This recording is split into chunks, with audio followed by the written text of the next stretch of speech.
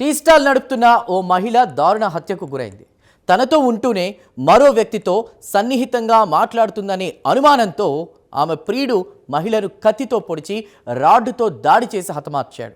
ఈ దారుణ ఘటన నిర్మల్ జిల్లా బైంసాపట్నంలో చోటు చేసుకుంది.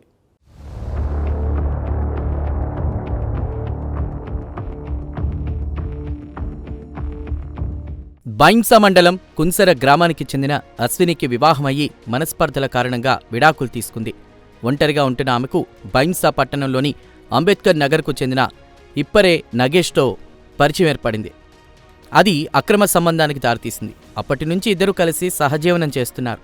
దీంతో అశ్విని జీవనోపాధి కోసం బైంసా పట్టణంలోని సంతోషిమాత ఆలయం పక్కన నగేష్ టీ పాయింట్ పెట్టించాడు.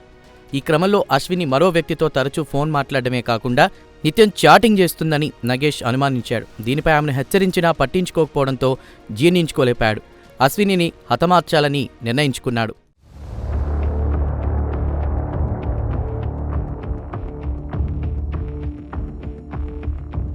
డిసెంబర్ 8వ తేదీ ఉదయం తన మర్డర్ ప్లాన్ అమలు చేశాడు. టీ స్టాల్లో ఉన్న అశ్వినిని కత్తితో విచక్షణారహితంగా పొడిచాడు.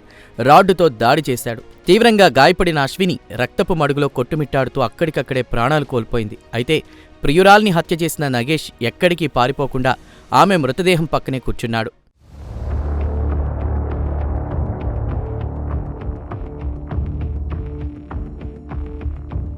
నగేష్ హత్య చేసిన తర్వాత అక్కడే ఉండడం చూసిన స్థానికులు పోలీసులకు సమాచారం అందించారు. హుటాహుటిన ఘటనాస్థలికి వచ్చిన బైంసా పోలీసులు నగేష్ను అదుపులోకి తీసుకున్నారు. అశ్విని మృతదేహాన్ని పోస్టుమార్టం నిమిత్తం ప్రభుత్వ ఆసుపత్రికి తరలించారు. కాగా హత్యకు దారితీసిన సంఘటనపై పోలీసులు నగేష్తో పాటు స్థానికులను విచారిస్తున్నారు.